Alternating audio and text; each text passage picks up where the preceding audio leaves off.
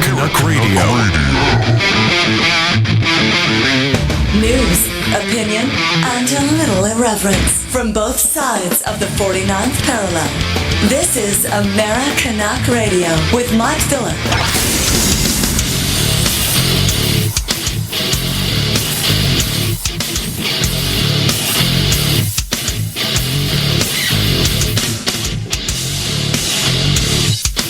Welcome back to Americanuck Radio, everybody. This is your host, Mike Phillip, and we have a great guest for the next two segments here. His name is Glenn Stewart, and he is an advocate for veterans in dealing with the VA. Now, I don't know about you guys, but I live in Canada here. I think it's the same thing in just about any NATO country. Recruitment officers will promise you the moon. They'll tell you you're going to get this, you're going to get that. But every single year I see a story where veterans are fighting for medical care. They're fighting to get things that they were promised. Politicians grandstand on Veterans Day, Memorial Day, and Remembrance Day, and nothing seems to happen. But a lot of times, too, it's kind of a case where the squeaky wheel gets the grease. We got Mr. Glenn Stewart. Are you there? Yes, I'm here. Okay, sir. How are you today? I'm doing okay today. Yeah, there's good days and bad days, right? I was watching your YouTube channel, and you've got a real fighter attitude. I really like that about you. Just for the benefit of the listening audience, could you give us some of your background, how you your military service leading up to your role in activism on the behalf of veterans? Well, I joined the military back in 1979, and I got out for about 2.5 years. But I liked the military so much, the Army, U.S. Army so much, that I went back in. And, you know, don't get me wrong, I love it. If I was still able to serve in the military, I would be doing so right now. However, it's a crime as towards what is happening to veterans, because we fulfill our obligations serving our country. But yet, you know, when veterans come home and start developing health problems due to different exposures or experimental vaccines and drugs that they force us to take, you're pretty much left you're left on your own. It took me 5 years of constant fighting with the Veterans Administration to get my disability. And in most cases, a lot of veterans, because the fight is so intense, appealing over and over your claims, many veterans just give up and they can't deal with it. Well, they're probably banking on that. I mean, they've probably actually got it actuaried out to a number where they know that if they drag it out long enough, a certain percentage won't, and it's a cost-cutting method. I mean, you've got these stories that were coming out of Arizona with the VA where veterans were being put on two separate waiting lists. One was basically a bogus list where they weren't going to get any treatment. Others were put on ones that they were, and it was a big scandal last year, right? So, I mean, this is all coming out now. Yeah, and that's happening all around the country. And, and the thing is, they're doing the exact same thing when it comes to disability claims. They do the same thing. However, because of the fact that they got caught, they right. got caught and embarrassed publicly on the backlogs on the disability claims, what they have done in order to get around that is they'll speed the process up of the claim, but they'll deny it, the original claim, because they know the Veterans Administration is well aware that the VA claims are being scrutinized. But if you take and deny the claim and it goes into appeal status, that appeal claim can now sit there for, months, years, decades, until the veteran dies. There is no right. time clock. There is no no one monitoring the appeal claims. Yeah, so there's no oversight, and it's not really that transparent, although it has been in the last few years, because like you said, basically to save face, they started doing their job, which is a pretty sad state of affairs. I had a vet tell me that he was talking to a VA worker in Las Vegas, and just in Vegas alone, it was estimated that there was 6,000 vets on the streets, and that's just Vegas. That's not taking into account Chicago, Los Angeles, New York, Dallas, and so you've got, and from what you were saying, toxic vaccines, drugging the troops, all these different things that they're doing, Agent Orange in Vietnam, it almost sounds like it's more dangerous just being in the military than actual combat deaths. I mean, the suicides, they say there's like 2 every hour in the United States in veterans, and that's not just non-active duty, that's active duty as well. So, I mean, it's what do you say, And here's the other thing. VA, the only doctors that they go to or use are your allopathic reductionist medical doctors. They don't believe in using anything else. And it's often been said by my friend Dr. Peter Glidden, the most expensive treatment is the one that doesn't work. So a lot of times, even if you did get the best care that they had to offer, it's not really going to do you a lot. Has that been your experience, or what do you got to say about that, Glenn? Correct. When it comes to my care, the typical... Now, I can't complain too much because of the fact that the primary care physician that I have is a Vietnam vet, so he tends to listen to me as towards what I have to say. However, overall, that is not the picture that we get across the board. As a matter of fact, I had a physician. I went to the emergency room just last year, and I had the physician at the emergency room. He told me flat out that, one, there was no such thing as Gulf War illness, and two, that he was recommending a mental evaluation. As soon as he said that, I turned around and I laughed in his face, and I proceeded to educate the physician. Yeah, he was blaming you because he sucks at his job, basically.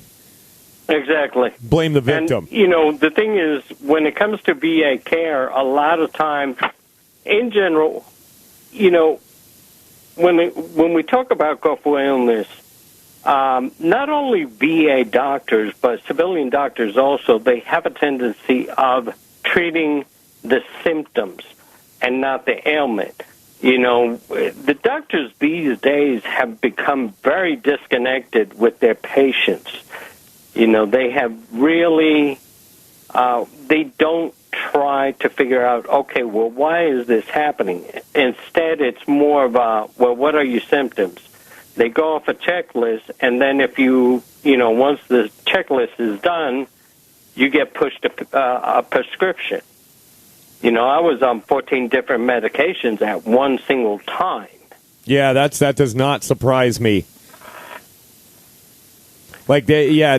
So my good friend, and I guess you'd call him a mentor in some ways, Dr. Joel Wallach, has been quoted as saying, there's 2 ways of dying for your country, on the battlefield or at the VA.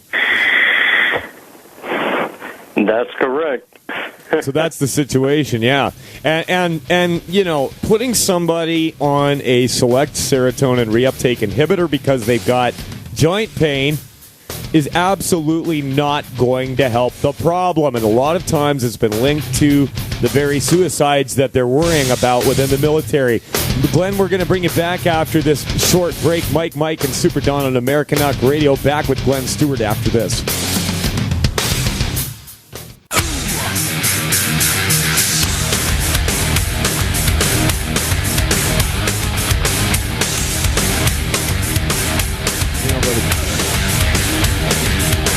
Welcome back to Americanuck Radio. We are live, and we've got Glenn Stewart. He's an advocate for veterans in dealing with the VA. He's got a great YouTube channel with lots of videos and a website with resources. Could you tell people how to find your YouTube channel and website, Mr. Stewart?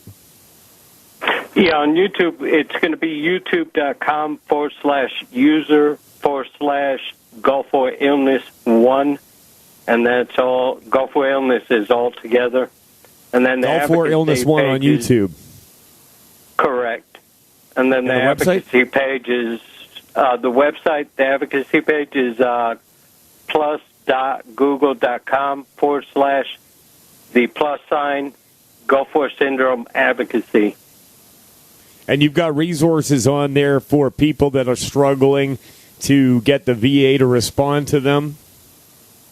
Correct. The big thing they want to look in there, I have in the collections tab, it's all separated by subject matter. I even have Senator Regal's report on Gulf War Illness.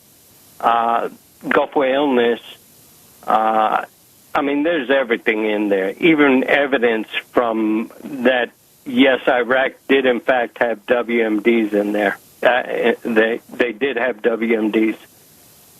Fair enough. And so now, when did you... I mean, okay, so the thing to me is that over the years, they keep changing the terminology. I mean, after World War II, the guys coming back, it was shell shock.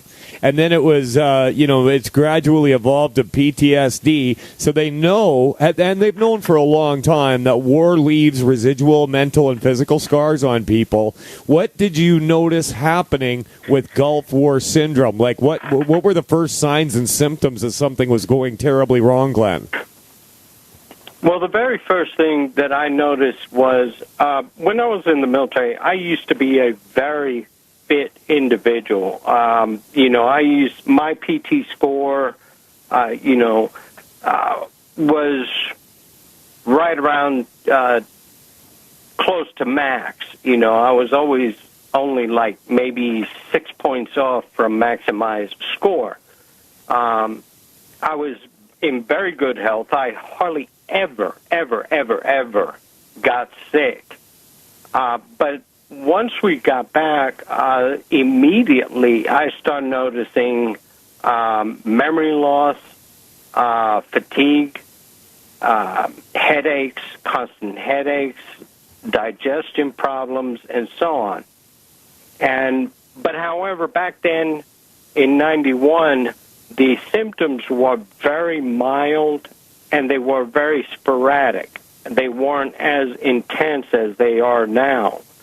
So as the years progressed, little by little, the symptoms started getting stronger, more intense, and more frequent to the point now it's a everyday, 24 hours a day thing where I have one symptom or another, or I have a combination of several of them.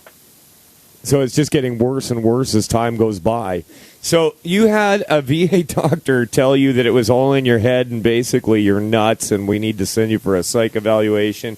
They had you in 14 different meds. We were talking about Agent Orange earlier and the problems that caused with Vietnam vets. And interestingly enough, they are now using Agent Orange to spray on the sides of the highway in the province of Ontario, where Mike lives. So, I mean, these things that happen in wars often have a large impact on civilian life. And, I mean, when you've got that many vets living on the street, this shooting in Dallas the other day, that one of the shooters was a military vet. I mean, was he clear-headed about what he was doing, or was he suffering from PTSD and didn't know what was going on? I mean, you've got to take that into consideration, right? And, I've had other veterans of foreign wars. I knew a Polish soldier that said that during the Soviet occupation of Afghanistan, they would put drugs in the food, and these guys would do things, and they had no clue what it was that they did until after. They had no control over the actions. Did you guys run into that as well? Well, we had... See, here's the thing with us. Before we got ready to deploy over there, some of the things, they give us experimental vaccines, which had not even been FDA approved, like the anthrax, botulism. Right. And they forced us to take pills like Cipro, which has been linked to neurological damage, permanent neurological damage, and they've also forced us to take Pyro. I can't pronounce the scientific name. We usually call them we just call them PV pills. They were white pills that we were forced to take. And here's the thing: is recent research has shown that it has really, how would you say, it brought the bar up as towards suspecting this as being one of the major culprits. And the reason, the thing about it is because a lot of people that were not deployed, right, they also exhibit a lot of symptoms of Gulf War illness. So, the focus has been, on the research has been, let's research those veterans that have been deployed, and we'll forget about the non-deployed. However, the non-deployed were also, they were forced to take these vaccinations and forced to take these pills. And a lot of them are also exhibiting a lot of the symptoms related to Gulf War illness. And nobody is even paying attention to that. Yeah, and it's interesting that you brought up Cipro because it turned out that Donald Rumsfeld was one of the majority shareholders in the drug company that manufactured Cipro. So, I mean, no matter what your politics are, somebody was making money off of the destruction of America's finest, whether they were in the battlefield or at home. I mean, one could take that position. Would that be correct? That's correct. I mean, General Smedley warned us about the military-industrial complex. What it comes down to is war is a very profitable field to get into. I know what book you're talking about. General Smedley Butler, War is a Racket. He says, I was a strong man for big companies in the States, making sure that Del Monte and some of these other places had ample access to foreign soil with which to take fruit, vegetables, minerals, oil, whatever the case might have been. Myself, I hate war. I like going out on my deck and not having to worry about snipers. I like being out in my backyard with my family and not having to worry about drone strikes. But, I mean, these things are happening all over the world. Glenn Stewart, thank you for coming on the show and bringing attention to this important subject. I hear the music, and that means we're going into a break. And Phil, the pissed-off vet in New Mexico, is on the line. We're going to talk to him after this. We'll be right back.